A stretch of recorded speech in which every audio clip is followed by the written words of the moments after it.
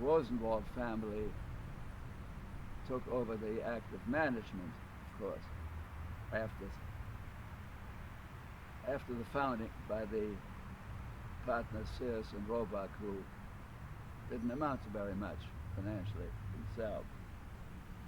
Louis Hammerslau was with Benjamin Feineman, the co-founder of what is today the Chamber of Commerce. It was then called the Board of Trade, has nothing to do with the present Board of Trade. It was simply a forerunner of today's Chamber of Commerce. In the early 1870s, Feineman and Hammerslau were part of the development of the Katy Railroad, the railroad that connected Kansas City with Galveston, Texas. Still in operation today, or at least Amtrak uses the old tracks of the Katy Railroad even today. Also in the early 1870s, Hammerslau became an organizer of the annual Kansas City Fair that was held here in October of every year for some 20 years, and brought, according to the histories, about 15,000 people here from the countryside to spend their money at the annual fairs. He was a developer of that. In the late 1870s, he sold the men's clothing business and went to real estate. There was a real estate boom here. Did very well. In 1891, I believe it was, he became the owner and publisher of a daily morning newspaper, the Kansas City Globe. He wrote all the editorials. And they're all on microfilm down at the Kansas City Public Library. In them, he always had enough space to report on Jewish community happenings as well. Although by that time, most of the community news came through the Cincinnati American Israelite, which had regular correspondents in Kansas City who reported organizational events as well as social events in Kansas City. Newborn baby boy had a bris attended by such and such a physician and so many guests, for example, or reports of engagements or supposed engagements, or who went to Excelsior Springs and for how long in the summertime. That was the favorite spot to go, get away from the heat of the city. Hammerslau went back into the clothing business in the 1890s, but didn't do well this time. And he apparently did not have very much money when he died in 1903. I knew one of his grandchildren here in Kansas City, but most of the Hammerslau family moved east, and principally to Connecticut.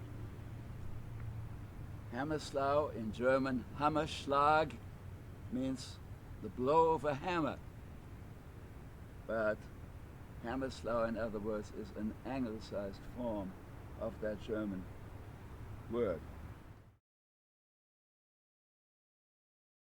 Mannheim Goldman was the first permanent Jewish settler in Greater Kansas City. He came here from Germany at the age of 18 in 1852.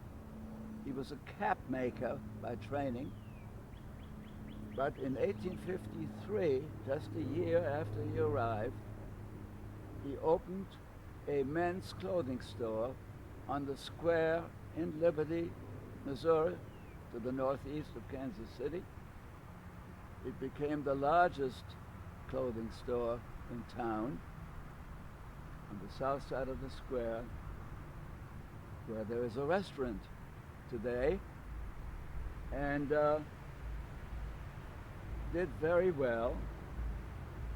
He applied for membership in a Masonic lodge and was turned down because he was a Jew. So he joined a lodge of the Order of the Moose, and they accepted him, no questions asked. In return, he gave $11,000 in order to obtain for liberty the old age home of that order. It's still there on the east side of Liberty on, I think, 60 acres of ground. And in 1892, he was elected mayor of Liberty, and 2 years later, he was re-elected without opposition. No one filed against him. So he served 2 terms as mayor. I'm sure the fact that he had given that $11,000 for gaining the retirement home of his lodge had much to do with his popularity. In 1896, he said farewell to liberty by inviting the whole citizenry, everybody, to a great barbecue on the grounds of that old people's lodge, free of charge to everyone. And the newspapers, and I read of it in the 1960s, still recalled, had settlers, old settlers, recalling the Goldman Picnic of 1896, where everybody ate free. He moved to Kansas City. He had 5 children. 2 of them were confirmed at B'nai Yehuda. He was one of the organizers of B'nai Yehuda in 1870, although he was living in Liberty. His children were confirmed at B'nai Yehuda. I met a grandson of his who was confirmed in the 1910s and who became a stockbroker in San Francisco. There are 2 of his children buried right here, Richard and one other. Henrietta was his wife. Henrietta, her maiden name was Beatus, B-E-A-T-U-S, born in Cincinnati, 1838. They were married by Rabbi Isaac Mayer Wise in Cincinnati, and Mannheim Goldman brought his bride to Kansas City from Cincinnati by riverboat, down the Ohio and then up to Missouri to Kansas City. He was corpulent. I have an article in the Kansas City Times which says he's heavy both in girth and in wealth. Moses Waldauer was the vice president of the congregation, B'nai Yehuda, at its founding in 1870, and he died during its first year, died in office. Moses Waldauer resided in Baltimore before coming to Kansas City. There's an interesting history documented fully. Moses Waldauer was a soldier in the Union Army during the Civil War. He was stationed outside of Washington. He received word that his mother was on her deathbed in Baltimore, and he requested a leave of absence which was denied. He left his post nonetheless, went to Baltimore, arranged for his mother's funeral, and came back to his regiment, was court-martialed, and sentenced to death as a deserter. A citizen, a Jewish citizen of Washington, D.C., heard about his case, saw President Lincoln, who granted a pardon to him. The copy of that pardon is at the American Jewish Archives in Cincinnati. Interesting individual. Reuben Hirschfield served for a period of time during the Civil War as commandant of Fort Leavenworth.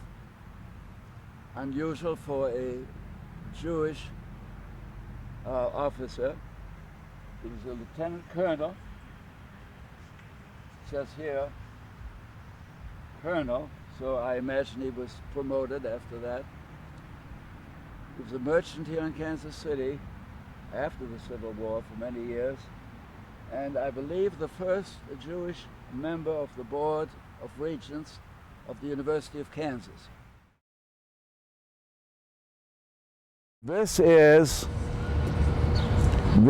one of the very few landmarks still in existence of the North End, which was predominantly composed of Jewish refugees from Tsarist Russia who came here starting in the 1880s, first a trickle, then a wholesale movement beginning in the early 1890s.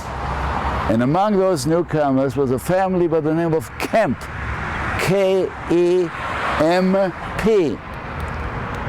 I'm not sure where they hailed from exactly, but they were men of means, and they started a congregation that broke away from an earlier one called Eitz Chaim.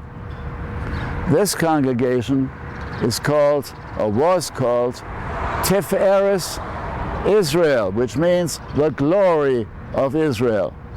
And it started out at 4th and Main in the 1890s, and in 1908 it bought a small church, a frame building at this site in 1908, and it happens to coincide with the year that congregation B'nai Yehudah left its second temple at 11th and Oak and moved to Linwood Boulevard and Flora Avenue.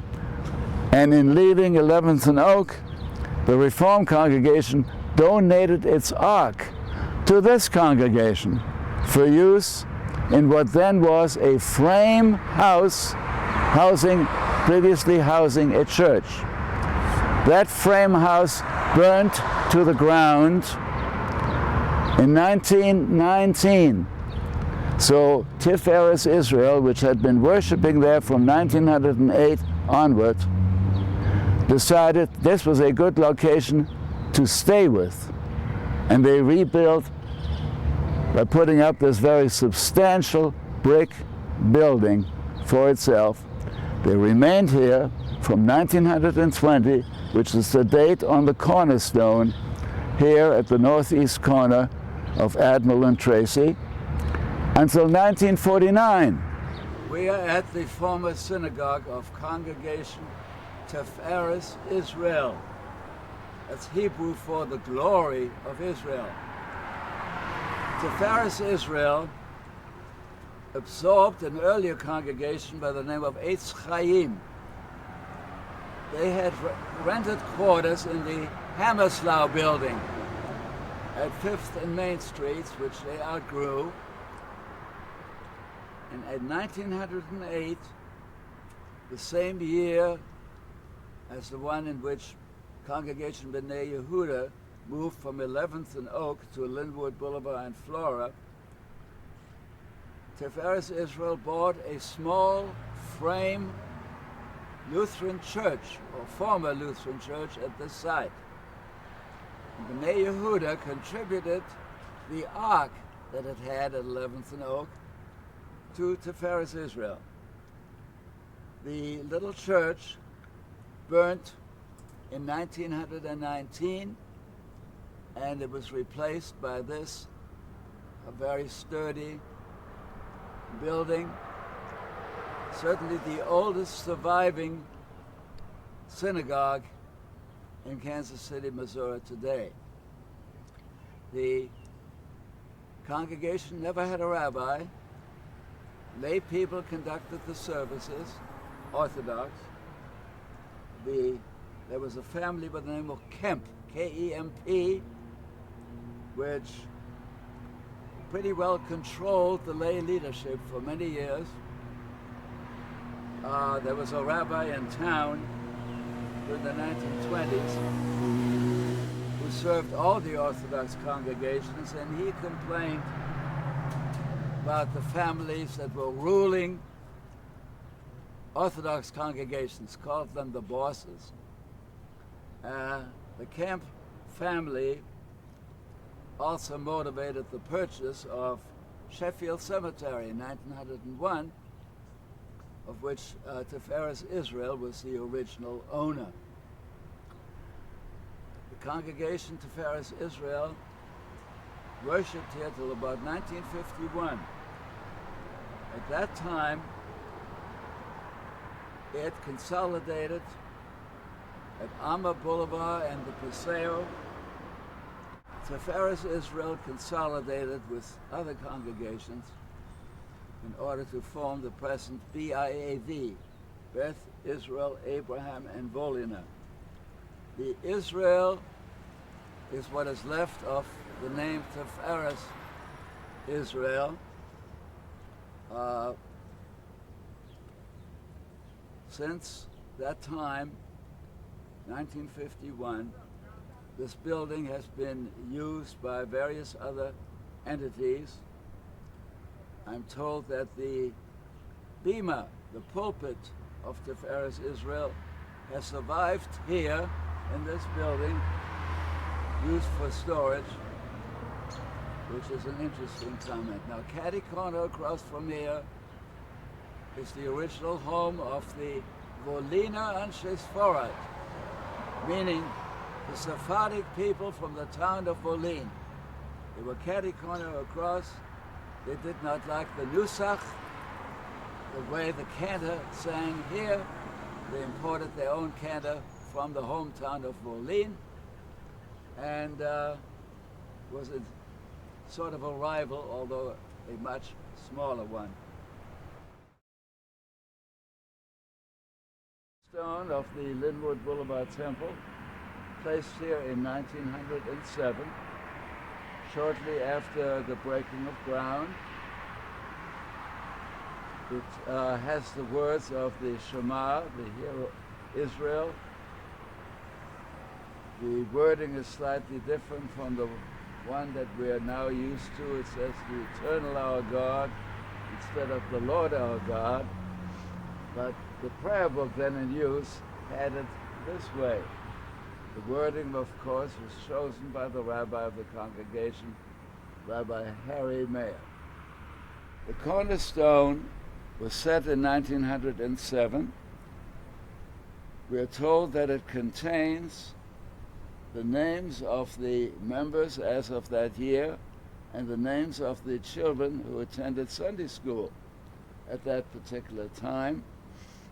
And the wording, of course, on the cornerstone uses the eternal our God from the Union Prayer Book of 1895 rather than the Lord our God, as most of us are more familiar with. The words were chosen by Rabbi Harry Mayer, who came in 1899 and remained the rabbi of the congregation until 1928. He then became emeritus, and he lived until 1965, receiving a pension throughout that time. In 1908,